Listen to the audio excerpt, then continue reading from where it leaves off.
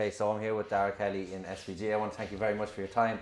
He's undefeated at amateur and a pro. He's got a fight coming up at the end of the month at Bellator in Ireland again with the Irish crowd. So I want to thank you very much for your time. How are you?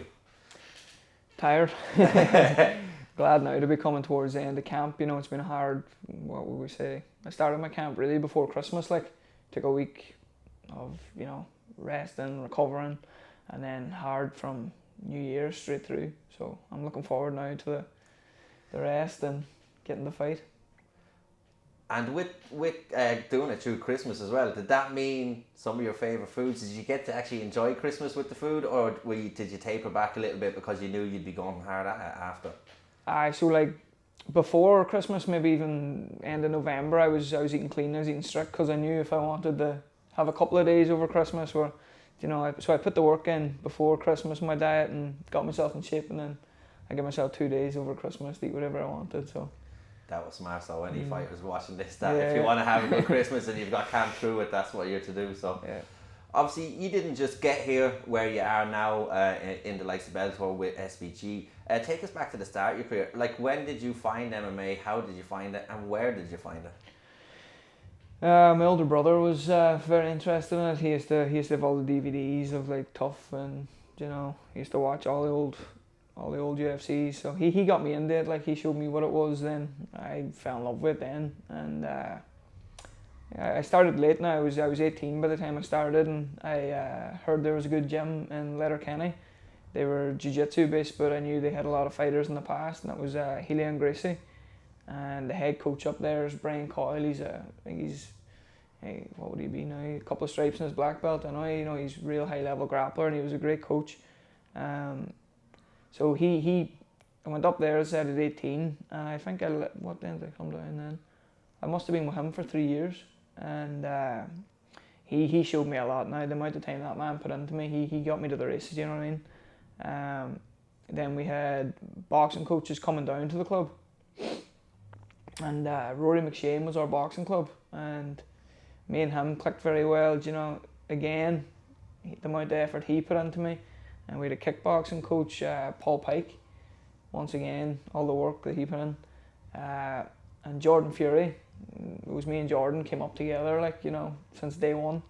The amount of rounds me and him's got in. So, all those old coaches up there, the amount of work that they put into me and Jordan, and then having him alongside me, pushing each other the whole way along, that's what got me down here. So, can't thank them enough, Yeah, so they basically put in just the basis for you to become what you have now, and especially you talk about Jordan, who's, I believe, he's going to be in his last year of amateur this year. I think he's going to go pro himself. Like, having someone like that, like he's a big man. He's quite skillful. Did you actually make the journey to SBG together? Yeah, so I moved down first of all. I moved down March 2020, a week before COVID hit, of course, and I went home for a few months then. Came back down June. I think I trained until about, must have been November, and I was up sparring with Jordan in Letterkenny, and I said he was planning to come down the following year. I told him, just come down now. What's the point in waiting? So I think that Monday then he was down as well, and ever since then he must be down 2.5 years now as well. Or coming on, so. Yeah, it's good to have someone like that down with you. And then, so you got the bases up in Letterkenny. You said all the coaches put that much time into it. Talk to us when it came to competing. Like, when you went into it, were you planning on competing? Like, did you see that and go, I want to be one of them? Or was it you just wanted to train like one of them? And talk us through what led you into competing and your first, let's say, amateur debut in MMA.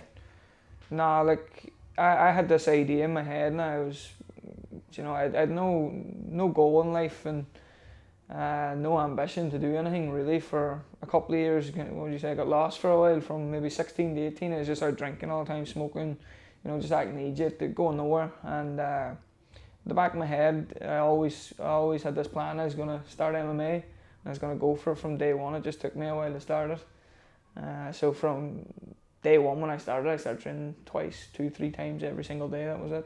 I was just going to go for it. And then obviously that got you the discipline, that got you focused, that gave you something to strive towards, and obviously it's done quite well, because look at where you are now. So when you go into just obviously you would have competed at novice level and stuff like that, but kind of now that the amateur scene's quite big in Ireland, and it would have been when you were, because you fought on the likes of Chaos, Clan Wars, you fought on quite big shows in Ireland. What was your amateur debut like? I believe it was Chaos, wasn't it? Yeah, so it was Chaos. I'm from Maville, so like, you know, I was fighting in Derry. It's 25 minutes up the road from me, so I think there must have been 100 people up, you know. So that was a special one. Obviously, your debut and everyone coming to support me. It was a son I'll always remember. And you know, I went in there and I proved to myself that I could do it, and I took a lot from that. Like, you know, a lot of motivation, knowing that I seen that I was more physical than most, and went in and put it on them for 2 rounds and finished them early in front of everyone. So that really lit the fire under me as well. Yeah, and then especially having like 100 people with you to cheer you on, and also it's in the Millennium Forum as well, which is a fantastic. That was in the Millennium Forum, I would believe. Yeah. No, that was actually that was beside the Brandywell. I can't remember what you call it now. It was just a wee local sports club or local hall, whatever you would call it now. My wee brother fought.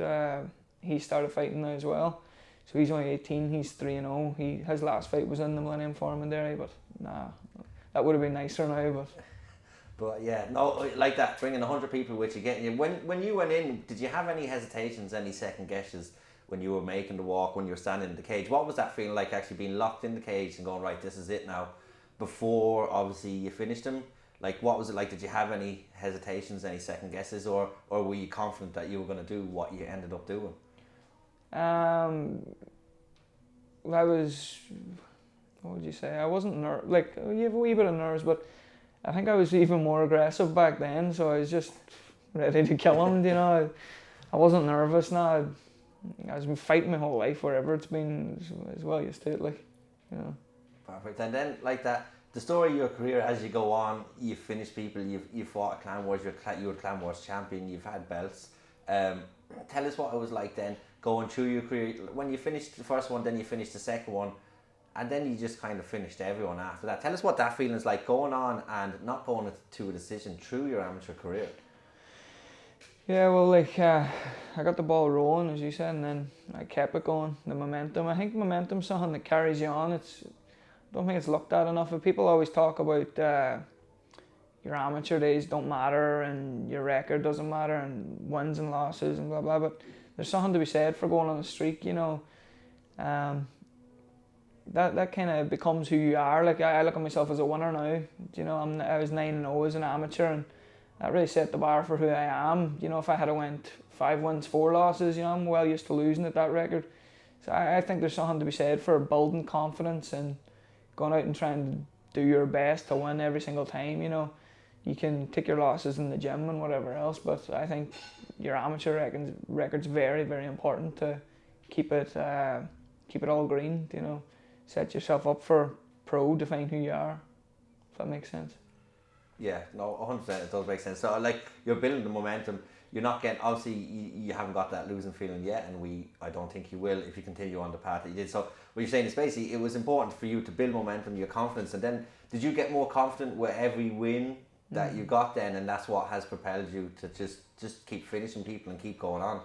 Yeah, so every win, every finish, again, as you said, I took more confidence from each one, and not only that, it was like every fight camp I level up. I become, what would you say, my work ethic and everything. Like every training camp, I keep pushing the bar higher and higher, and not letting myself plateau. You know, like the training camps I done back in the day when I was amateur, I used to think, God, these are hell. Like, you know, just get through them. And the work I'm doing now in comparison to then, I'm probably doing twice as much.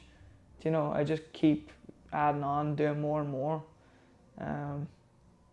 So I actually forgot the question there. But I know you answered it. Yeah, so basically with going on, like you build your confidence on and on, and you were saying with the training camps back then, you thought, well, hell, but that just shows obviously a sign of improvement and where you're going and your work ethic. Like 9-0 is quite an impressive streak at amateur. I'm not sure if it potentially has been done. It'll be something that'll take a while to look into. But is there in those fights, is there any fight that really stands out to you, or? Yeah, it was. I think it was my 5th fight. I've told the story a few times. You know, I I was on the couch for a couple of months, and I had a few wee niggles, and you let myself get fat, and I was still training here and there like I could, but I can't remember what the injury was now, but there was something at me anyway, and my coach rang me and he was like, we've been offered a title fight in Akuma against Constantine Blanita. I think he's fighting again now, I've seen, after a few years, but he rang me and was like, what kind of, you okay to take this, how you looking? It was like 5 weeks, 5.5 weeks maybe, and he's like, what's your weight like? And I was like 83.5 fat. I was like, oh, weight's brilliant, me sitting with fucking a chippy in front of me, and I remember I'm thinking, God, this is going to be my last nice meal now. And obviously featherweight 66, so what's that, like 17.5 kilo in 5 weeks, so it was nuts, like, and I lied to him about my weight, says I was much lower than what I was. Can't remember exactly what I told him, but I just remember thinking that, looking back now, an amateur belt doesn't seem like a big deal, but to me this was like a world championship, That's all I wanted was an amateur belt. I thought this would be unbelievable, like, and so and again now we touched on, I started working with Yannick, everything's down to a T, but back then I didn't have a notion what I was at, like, I just thought 17.5 kilo, I'm gonna have to starve myself. So I was probably eating like 1,000 calories a day, if even, and sure that fucks you altogether, like, messed up my metabolism and everything, but I was that run down. I remember I come out of the shower, this is how much I knew. I come out of the shower and I'd be drying my hair, and I couldn't even dry my hair, my arms would go dead that quick. And pure cowboy stuff, like, and I started getting infections and things, and there's an abscess in my teeth fight week, and I was trying to stay off the antibiotics because I know they held the water, and I was going to have to do a big water cut and everything, but I couldn't avoid them any longer, the pain was too bad, so I was on antibiotics as well, and I can't remember how much I had to cut fight week, but I had to do like close to 7 kilo on the last morning, and when I was in the sauna, I was close to crying. It was the weight cut was that bad, and my body just wasn't sweating because of the antibiotics. They hold your water and all, and my friends were doing it with me, like, it was like, I was like gonna do it myself. And I remember the boys were basically lifting me in and out of the sauna, and my vision started going funny, my hearing started going weird, could barely speak. And weighing in for that one, we struggled to do the video weighing because I couldn't stand up long enough to get the videos. We had to do a few attempts on that, and then I don't know the science behind it, but basically we looked into like dehydration afterwards. My gag reflex wouldn't work, so I couldn't swallow food. Everything was getting stuck in my throat, and it was like, I think it was severe dehydration causes it or whatever, so I couldn't eat or nothing, and I was puking everything back up that I was trying to get down all night, and I remember my mum and dad saying, geez, you should pull out of this fight, and I was like, fuck off, like, that's the last thing I want to hear, but I was not in a good way, and I got to the venue the next day, and, we just got on with it, and I remember walking up the stairs, and my legs were dead, like, I felt gassed walking up the stairs even. I got on with that one, and he smashed me for a couple of rounds, and I remember just thinking, he was on top of me, and I was like, you better fucking do something here, you're going to get fucking stopped or whatever, and you're going to be... I remember thinking, I'd be that disappointed in myself to let it happen. And I could hear, like, I brought maybe 120 people down that time, down to Antrim, and I remember one of the boys in the crowd shouting, and it kind of just woke me up a wee bit, and then thank God that's a long answer, but thank God I pulled off the submission in that one. And to date, that's probably the happiest I've been after even won the fight. So it was my first title, and I got through so much adversity, and obviously learned you can't fuck about like that again.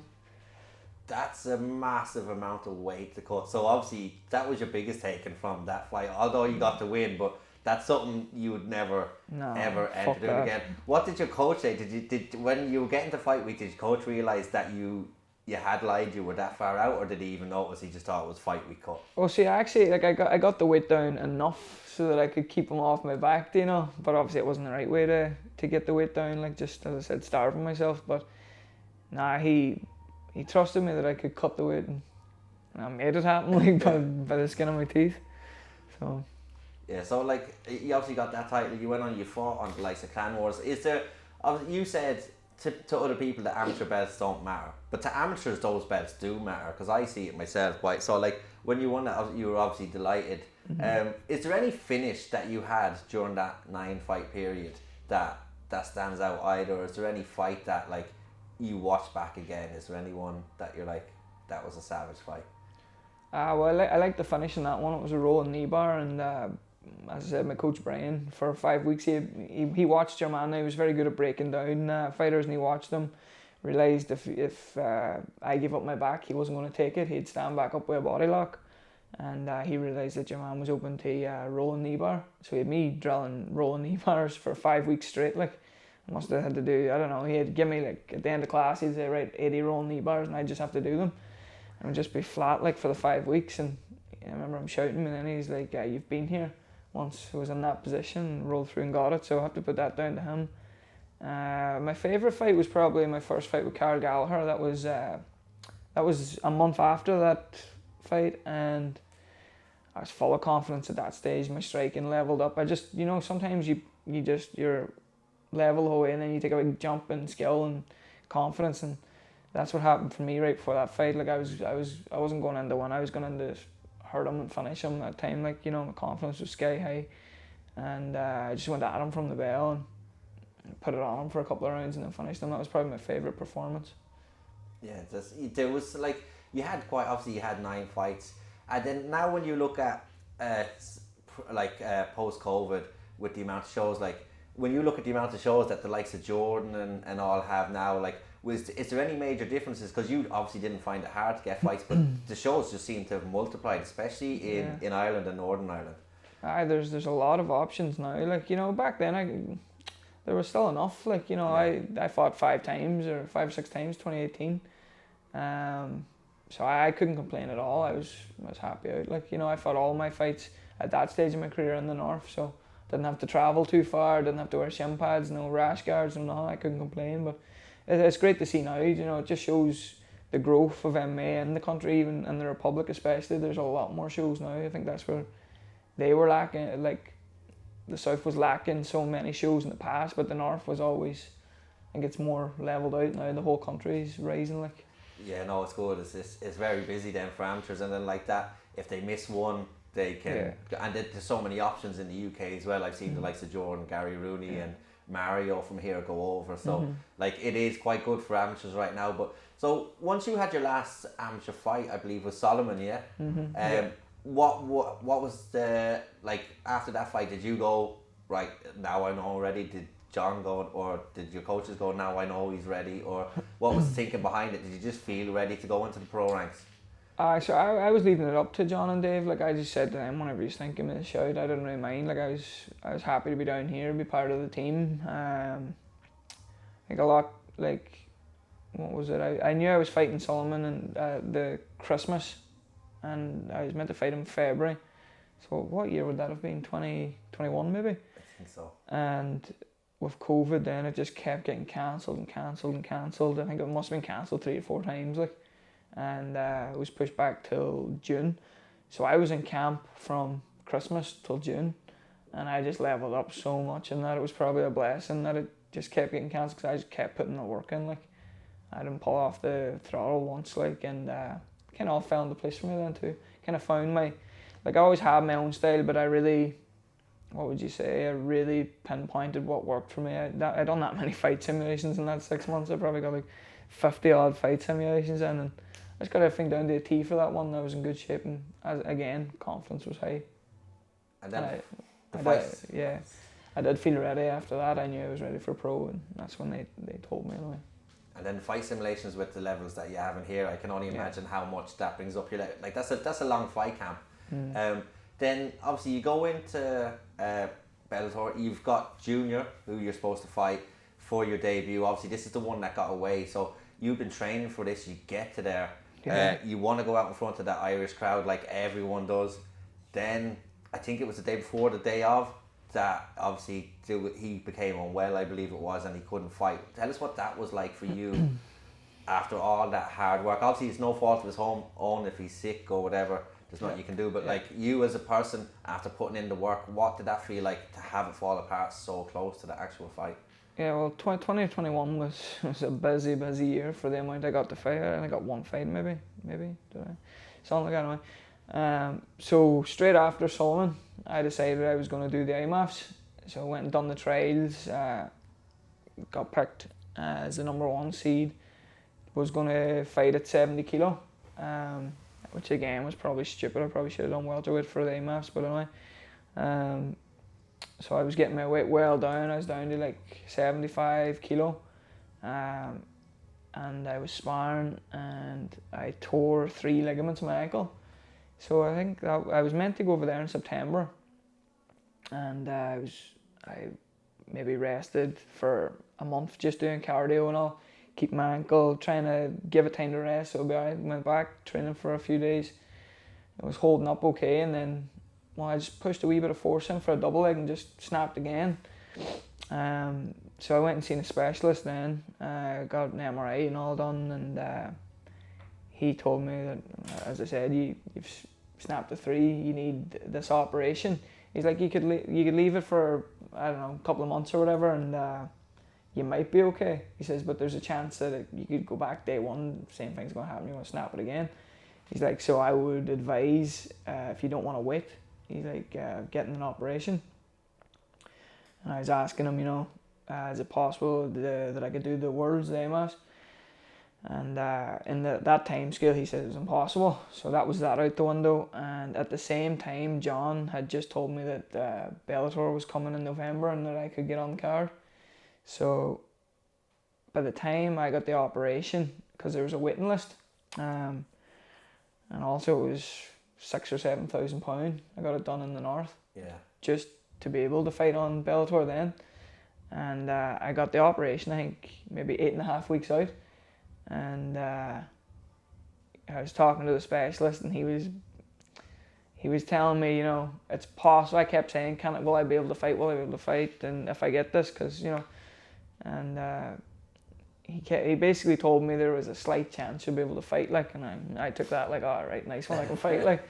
So I told John and Dave and told them, yeah, he says all good. There's a chance or whatever. So they signed me up. Well, I didn't say there's a chance. I said I'm able to fight. And me being stupid, I expected to come out of the operation and be walking around and grand or whatever, had signed, and came out of the operation. I couldn't believe the pain. Couldn't put no weight on it, whatever. And I was in a boot I couldn't even put no weight on the boot, but I was still in lifting weights, and I was using the assault bike and mostly doing my arms for the first while, and just kept going. And I was in that boot for 4.5 weeks. So I was on the bike just the whole camp, and I probably got into the best shape I've ever been in, because I was doing a lot of weights and cardio. And so 4 weeks left before the fight, I got out of the boot and still nervous of the ankles, and I started moving around. And as you know, you take your week off before the fight, so I got like 3.5 weeks of training, of MMA training, and maybe 2 weeks of proper training and being comfortable on it. So that was a big one. Like, I sacrificed a lot to get there, and I trained so hard, like, put everything into it, and I wasn't going to let the ankle stop me or anything get to me. That was my opportunity, such a big show, and I was ready. I said I was in brilliant shape, and we done our face-offs, weigh-ins, everything was ready to rock, feeling great. And I think it was maybe 2 o'clock that day. I was meant to be fighting about 5:30, 2 o'clock, and he tells me it's off. So I couldn't believe it. Like, I was devastated.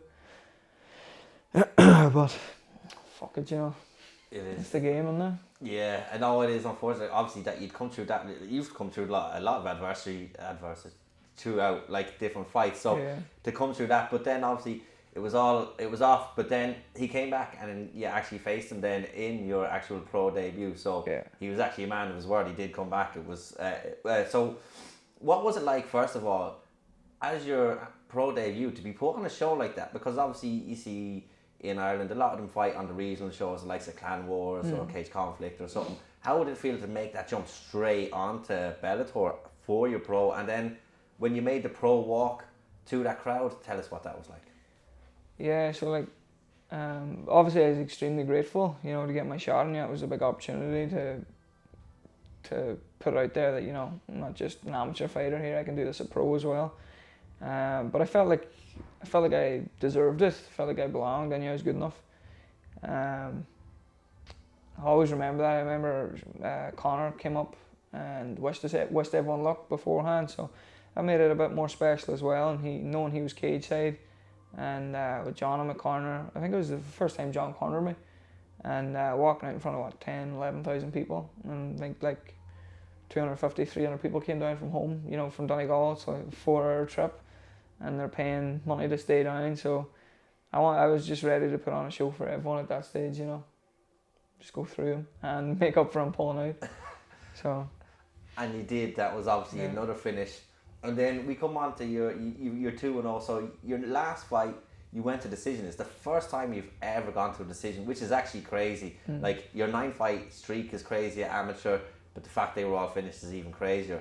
And then the fact that was your first decision one. How did that feel, actually going the 3 rounds and going to decision? And what was your thoughts when when they were reading the scorecards? It was quite clear from watching it that you'd won, but what was going through your head? I needed it, obviously I was frustrated and everything, but the amount I've taken from that fight, I learned more from that fight than the rest combined, Last year, I really fell in love with, not fell in love with grappling, but I was just obsessed with it. It's all I wanted to do. I didn't want to strike or nothing, which obviously you can't do.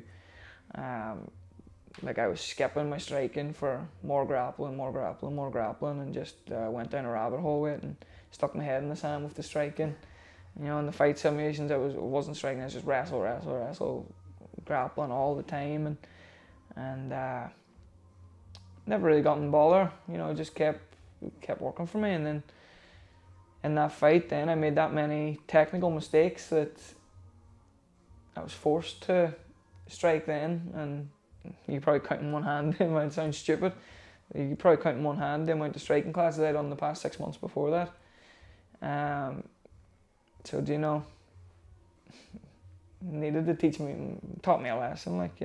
I knew it. I knew it was what I was doing, but I took the lesson a lot from it when 10,000 people are watching you getting punched around the ring for 20 or 30 seconds here and there. But so now I feel like I've learned that much, and I think I've done a really good job now since the last fight of patching up my weak points, like my striking. I went down too far a few avenues in the grappling, things that weren't working.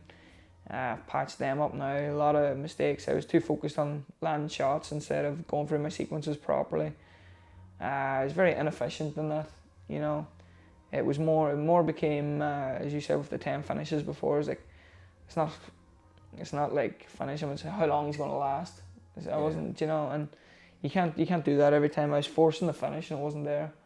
So me not striking and not being efficient with my energy, that showed. So I think I've done a good job patching everything up now, and I learned a lot from that. So yeah, you learned a good few lessons in that fight, and then obviously we can't wait to see your next fight, which is coming up, and you're going back down in weight.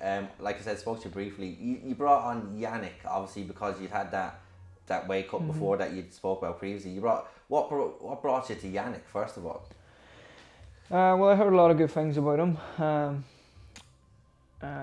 So I thought, for one, I'm obviously on the bigger end of featherweight. I was a decent sized lightweight. At one point I was a big lightweight, and I thought there's no point in leaving any stone unturned. There's no point in putting in all the hard work and training if you're gonna again leave holes in your nutrition and guessing things. So I thought I'll do everything right this time, especially because I haven't fought a featherweight in 3 years. I wanted. Now I have a rough idea of how to do it myself, but I wanted everything to be down to a T, and having him telling me exactly what to do gives me confidence as well. And so I'm well down in weight now. I'm looking good. I'm feeling good, and I'll get there. Perfect. And with your opponent then as well, obviously a pro, do you study the opponent a lot more, or do you leave that to the likes of John and Dave and they come back and then they start drilling techniques with you where they see his strengths and weaknesses, etc.? Yeah, I probably should watch him a bit more, to be honest. I don't know why, but I'm not too fussed on watching him. I probably should study him and pick out his weaknesses myself as well. But John and Dave do a good job of that, and Dave has really broken down for me a lot of his weaknesses, and we've been drilling sequences, and a few training partners have been in manipulating or mimicking him. So I feel like we're well ready for him. Dave breaks him down well for me, so. Perfect. It's going to be the end of the month. It's going to be another Irish crowd for you as well. One other thing as well, you were on the ESPN top 25 prospects to look out for. Like the names that are on that list as well in the organisations, were you expecting to be on that list? Was there any whispers of it, or how did you find out and how did it feel?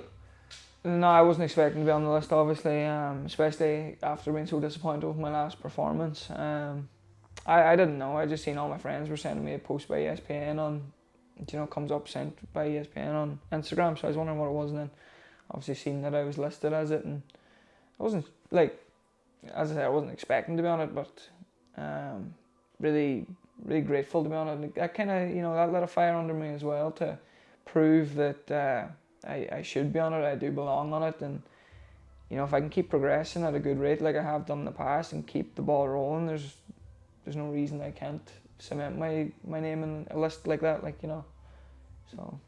It's quite a prestigious list to be on. Yeah. So when I seen it like that, I was I think I met you here the day after as well, and we were talking about it. So it was quite good to see an Irish fighter on it, a guy from SBG, not just from SBG, but from Ireland as a whole. So it just bodes well. Like, what do you think? I think the levels in Ireland are coming up again. I think there was obviously the rise when Conor came, but now I think the likes of like yourself and the amateurs coming through, I think that's fruits of what Conor kind of built years ago. Yeah. We're reaping the benefits now. Would you agree or disagree? 100%. You're seeing the next wave coming through now because everything Conor done, and Irish MMA now, I would say in the next 2 or 3 years it's going to be in a very, very good place. Like, even like Irish MMA in general, but even SBG here, like I see every day the amount of people roughly around the same level as me now, coming through into the pros or the high level amateurs. There's a lot of boys coming through here with big futures. Like, anyone could go right to the top. I think you're going to see it now in the next few years, just how good we are. Like. Yeah, and there's a lot more promotions as well, like the PFL coming in. Obviously you've got Nate and Will. Franz has just signed with them as well. There's a lot more options at pro as well to climb up that ladder. So I can't wait to see your fight at the end of the month, as we all can't, as usual. Just going to be one more question before you go. When you finish fighting, is there anything you'd like to be described as for your legacy, whether it be as a fighter or a person once you've finished up? Yeah, I got asked this before and had to think about it, and I want to go down as one of the best Irish fighters to ever do MMA. Like, I want to be right up there. Like, I want respect on my name at the end of it all, and mostly, to be honest, I just want to be. When I stop fighting now, I look back and be proud of myself that I give it everything. I don't want to be sitting down 20 years down the line and thinking, what if I had worked a wee bit harder? Or, maybe I didn't give it all. Fuck that, like, that'd be a horrible feeling. So I'm just going to give it everything I can and see how far I can go, and hopefully at the end of my career be happy and just happy with how everything went and how much effort I put in. Perfect. Well, I can definitely see you going to the top if you continue doing what you're doing at the moment. So I want to thank you very much for your time. Thanks very much. It's been an absolute pleasure. Yeah, cheers.